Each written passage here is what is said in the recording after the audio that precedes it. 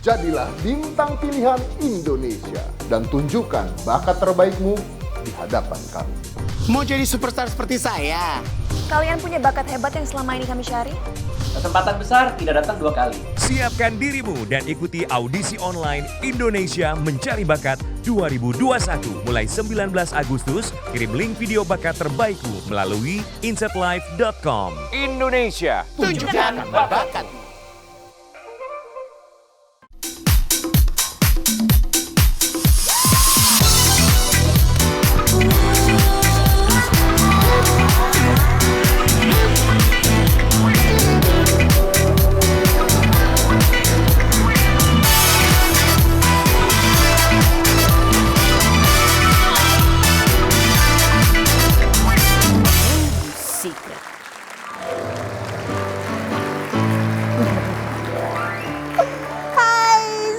Semuanya, apa kabar? Mudah-mudahan semua dalam keadaan sehat dan sudah siap di depan layar kaca Anda.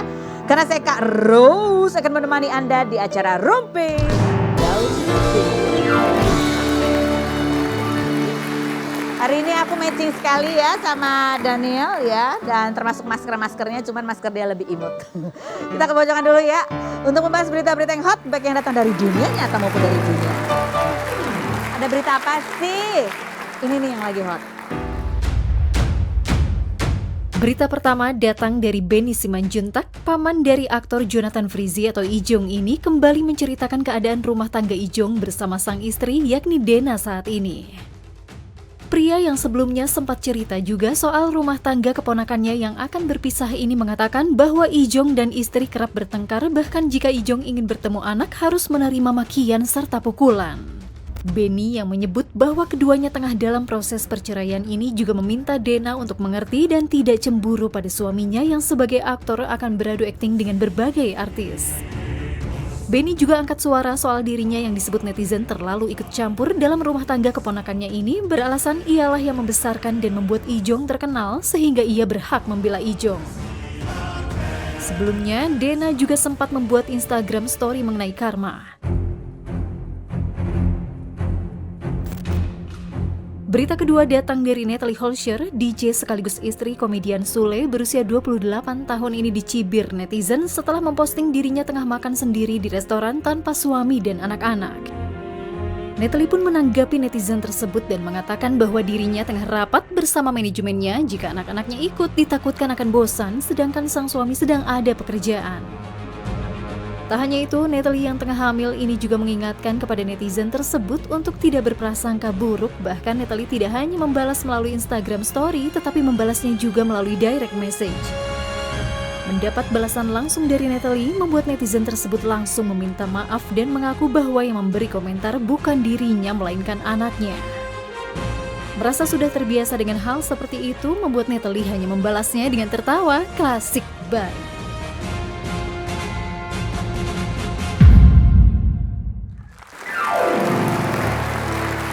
Sekarang saatnya kita menuju ke bintang tamu kita yang pertama. Bintang tamu kita yang pertama ini ke beberapa saat yang lalu sih ramai diperbincangkan. Bahkan ada petisi tentang dia. Ini berkaitan dengan kasusnya yang masih bukan simpang siur sih. Ini kasus hukum masih bergulir aja gitu ya. Tapi kita mau tanya, benar gak sih dia itu udah sampai bosan untuk meluruskan dari versinya, tetapi tetap aja semuanya masih banyak yang memusuhi dia. Padahal dia sudah mencoba meluruskan sesuai dengan yang dia anggap benar. Kartika Putri, kita lihat dulu profilnya. Kartika Putri, artis berusia 30 tahun yang melaporkan Dr. Richard Lee atas dugaan pencemaran nama baik pada Desember 2020 ini kembali dibully netizen hingga muncul petisi untuk memenjarakan dirinya setelah Dr. Richard Lee ditangkap karena dugaan melakukan ilegal akses dan penghilangan barang bukti yang berkaitan dengan perkara pencemaran nama baik yang dilaporkan Kartika. Rasman Arif Nasution, kuasa hukum Dr. Richard Lee, menduga Kartika memiliki orang yang berperan dan mendukungnya dari belakang. Kasus ini bermula dari video Dr. Richard Lee mereview soal krim abal-abal yang kebetulan akan mengendorse Kartika.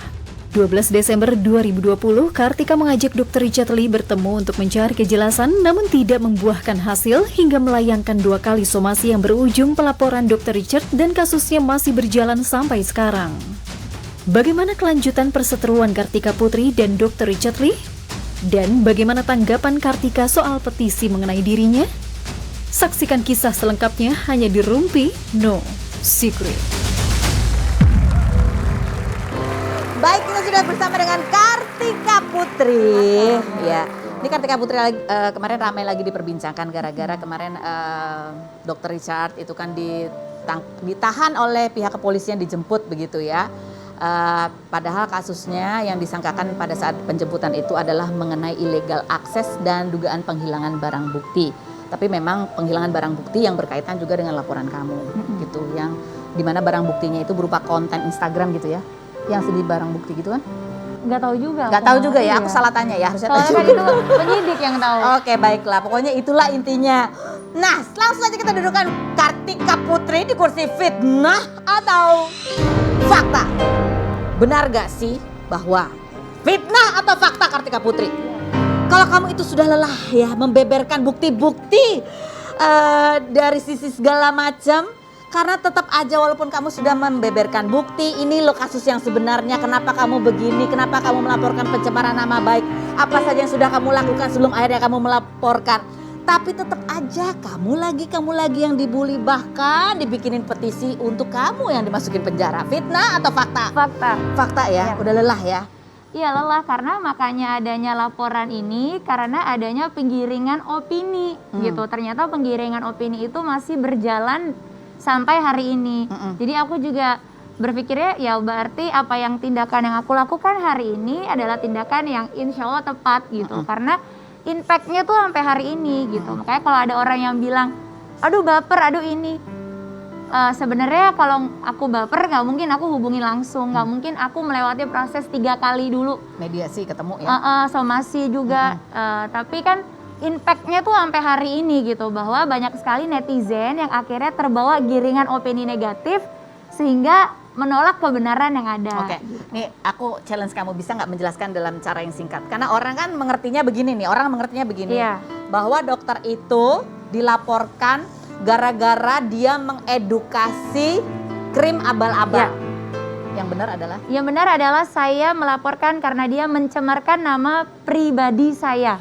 Kenapa bisa nama kamu merasa dicemarkan? Dia nuduh apa? Dikarenakan dia menuduh katanya aku ini membela krim abal-abal. Padahal? Saya tidak pernah membela krim abal-abal, dan semua krim yang aku akan kerjasama dan baru mau kerjasama itu semuanya wajib BPOM, dan itu sudah aku buktikan ke dia langsung. Oke, akan kerjasama, jadi belum ada? Belum ada.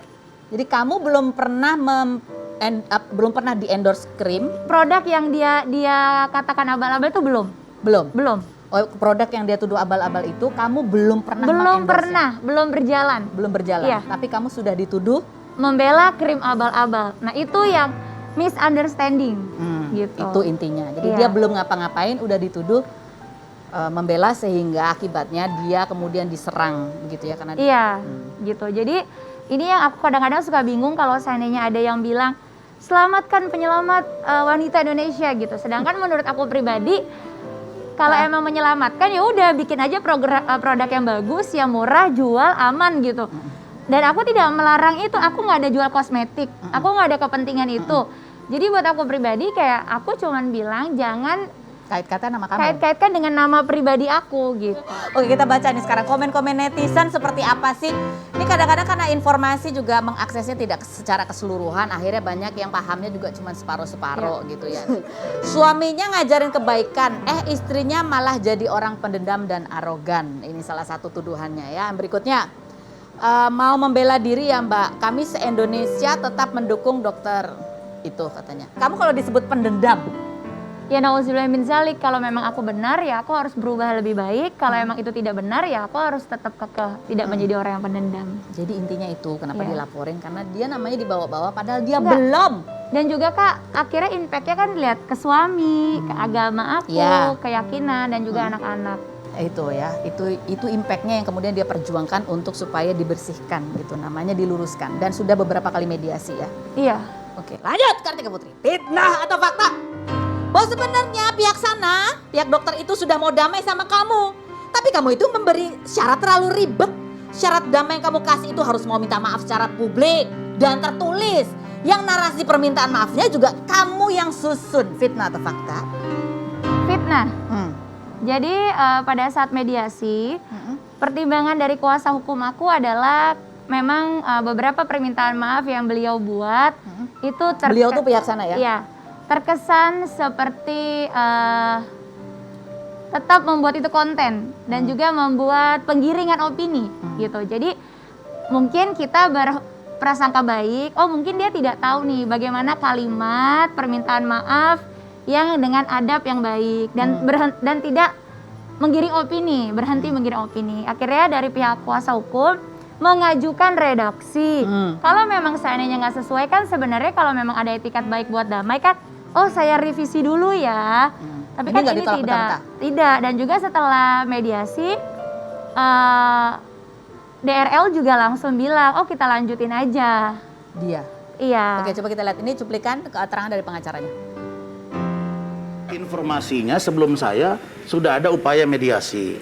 Tapi pelapornya Kartika Putri pada waktu itu, menurut Richard Lee itu terlalu berlebihan dalam permintaan perdamaian itu. Ada narasi-narasi dalam konsep itu, narasi-narasi yang menurut dia tidak pantas. Seperti terlalu menyudutkan, mengakui perbuatan telah menghina Kartika Putri. Kan sudah berdamai ya sudahlah. Ini kan kasus remeh-temeh gitu loh. Untungnya apa sih gitu. Dr. Richard Lee sudah bersedia. Nah setelah saya jadi kuasa hukum, saya dorong lagi. Saya datang ke Krimsus, saya ketemu Kasubdit, saya ketemu dengan Kanit, saya obrolin supaya ini bisa kita carikan solusi perdamaian. Saya bahkan kontak dengan Kartika Putri melalui WA. Tapi beliau katanya mau ngobrol-ngobrol tapi tertunda-tunda. Akhirnya saya lihat ini tidak ada jalan keluar, ya sudah. Apa yang bingung gini? Bingung aja. Apa yang kamu bingung? Jadi gini, pada saat mau mediasi itu kan bukan Bang Rasman kuasa hukumnya. Lalu yang kedua, pada saat tanggal 23, saya ya sedang berduka, belum 14 hari mama saya meninggal. Bang Rasman mencoba menghubungin. Hubunginnya malam ketika saya lagi pengajian. Saya jawab, maaf bang lagi pengajian, saya kirim fotonya. Lalu dia mau telepon jam 10 malam. Jam 10 malam kan saya lagi nidurin anak. Anak saya kan 3 yang kecil-kecil. Lalu setelah itu pagi saya bilang jam 10 saya hubungin. 10 lewat, saya belum hubungin, beliau udah WhatsApp panjang lebar. Dan titik poinnya adalah dia bilang sampai ketemu di meja hijau. Nah jadi buat saya pribadi, kalau seandainya Bang Rasman selalu bilang di mana-mana, ini kasus remeh-temeh. Coba abang juga berpikir, saya kan warga negara juga. Saya punya hak juga dalam diri saya ini. Jadi jangan bilang kasus remeh-temeh. Mungkin buat abang dan juga timnya abang gitu. Tapi kan buat saya ini berpengaruh dalam kehidupan saya, keluarga besar saya, dan agama saya. Jadi ini bukan remeh-temeh gitu. Jadi gitu kalau menurutnya, dan ini diluruskan ya. Karena setiap cerita itu ada 2 sisinya. Jadi kita lihat sisi yang berbeda. Yang berikutnya, fitnah atau fakta Kartika Putri? Kamu bilang kamu gak mau ikut ambil keuntungan dan kesenangan dari kasus penangkapan yang kemarin. Bahkan mengaku sempat merasa bersalah. Tapi kamu juga sempat posting pakai masker dengan lagu latar cicak-cicak di dinding. Diam-diam merayap, datang seekor nyamuk, hap lalu ditangkap. Dan diduga itu menyindir sebenarnya. Fitnah atau fakta? Fitnah. Fitnah. Karena makanya setelah itu timbul, jadi gini, saya ini kan udah nggak dengerin musik. Saya udah nggak mungkin pakai musik yang aneh-aneh. Tapi kalau itu lagu untuk mengedukasi anak, dalam Islam pun boleh. Dan itu anak saya lagunya Kalisa. Kalisa tuh lagi nyanyi 2 lagu, Cicak-cicak di dinding dan juga Nina Bobo. Nah sedangkan pada saat itu lagu Nina Bobo saya cari, saya pikir gak tepat dengan video saya. Makanya saya pakai Cicak-cicak di dinding. Makanya setelah itu aku langsung posting Kalisa nyanyi, tujuannya jangan suuzon nih. Ini adalah lagu emang yang anak saya lagi belajar gitu. Tapi kok bisa pas ya? Nggak tahu ya, wallahu alam ya. Oke, so kita lihat berikut. Netizen itu hanya melihat dari lagunya aja, back sound. Dan mereka nggak baca yang aku tulis, nggak baca apakah nyambung dari yang aku lakuin gitu. Niatnya aku tuh hanya untuk menghibur aja. Dan lagu itu kan belakangan pilihannya gitu. Oke, jadi nggak ada, bukan berpersetujuan apa-apa? Nggak ada sama sekali. Jadi kalau kita lihat kamu kan begitu tenang dan terstruktur ya menjelaskan ya. Tapi ada nggak sih momen-momen di mana ketika di tengah masalah ini, ya itu tadi kamu berusaha meluruskan, tapi orang lain masih berburuk sangka atau berprasangka yang berbeda dengan seperti yang kamu maksud gitu ya. Sempet nggak sih ada momen-momen di mana kamu tuh kayak, aduh gitu sama Habib, nangis atau Ya gitulah, Nggak ada perlu sih. dikuatkan. Alhamdulillah aku lebih fokus dengan kegiatan sehari-hari, kewajiban dan keluarga gitu. Karena ini aku nggak pernah bahas ini dengan Habib gitu. Justru aku bahasnya dengan kuasa hukum aku yaitu Om dan juga kakak aku. Jadi memang kalau Habib maunya ngebahas yang bermanfaat aja gitu. Jadi kalau seandainya yang nggak bermanfaat ya ngapain. Tapi Habib selalu mengingatkan harus jujur, harus bicara yang sesuai fakta. Jangan sampai kita ada mudorotnya, mudorot aja jangan sampai gitu. Jadi walaupun niatnya baik, juga caranya jangan sampai Salah. Iya. Gitu. Oke, baiklah, kita masih akan berbincang sama Kartika Putri, tapi sebelumnya kita mau berbincang juga nih sama satu perempuan yang kemarin baru memutuskan untuk memperbaiki ibadahnya dan mengenakan hijab. Masya Allah. Kita panggilkan Nabila. Ayo, kita lihat dulu profilnya berikut ini. Nabila Ratna Ayu Azalia, mantan member JKT48 berusia 21 tahun ini bergabung dengan JKT48 saat berusia 11 tahun, dijuluki Osi Sejuta Umat dan Kang Bajai, namun setelah hampir 6 tahun mengumumkan pengunduran dirinya pada 31 Oktober 2017. Perempuan dengan karakter heboh dan tidak bisa diam ini mengaku mencoba berhijab sudah lama, namun baru mantap dan memposting di Instagram pada akhir Juli karena selama pandemi banyak yang berpulang tanpa pandang umur. Publik sempat dihebohkan dengan teman satu grup Nabilah di JKT48 yaitu Zara Adisti karena beredar video mesranya bersama Niko Al-Hakim atau Okin, mantan suami selebgram Rahel V-nya, padahal sebelumnya Zara pernah mengalami kasus serupa bersama Zaki Pohan. Bagaimana tanggapan Nabilah sebagai sesama mantan member JKT48 mengenai kasus Zara? Dan benarkah Nabilah berhijab karena ingin ta'aruf? Saksikan kisah selengkapnya hanya di Rumpi No Secret. Nabila Ayu di sini. Nabila boleh nggak buka? Udah lama kita nggak lihat. Sekarang kalau penampilan, gitu loh. Cantik Aduh, ya. cantik makin Amin, cantik. amin, makasih. Ya ampun. Coba ada Chan Kelvin di sini lah, salah ya. Aduh oke. Mari kita Google dulu. Nabila. Apa sih yang orang Nabila hijrah katanya gitu. Kamu kan sempat bercerita bahwa sebelum-sebelumnya kamu juga sering pakai, tapi ya nggak di media sosial ya pada saat baru mencoba gitu. Tapi yang membuat kamu lebih mantap adalah karena kamu melihat di masa pandemi ini sadari bahwa kematian itu kita nggak pernah betul-betul nggak pernah ada. Kita kan nggak pernah tahu ya kapan kita dipanggil sama Allah kan. Jadi ya udah selama kita dikasih kehidupan, aku mikirnya kenapa kita nggak coba untuk lebih baik aja gitu. Walaupun aku juga masih belajar sih pelan-pelan, tapi insya Allah istiqomah. Ada momen apa sih? Sama sebenarnya kayak Kartika Putri kan juga sama ya. Kamu karena mimpi takut mati begitu. Iya, jadi kalau aku mimpi mati dan nggak ada yang nyolatin, terus orang datang cuma foto-foto aja. Tapi masya Allah hebat di usia yang lebih muda. Aku senang banget.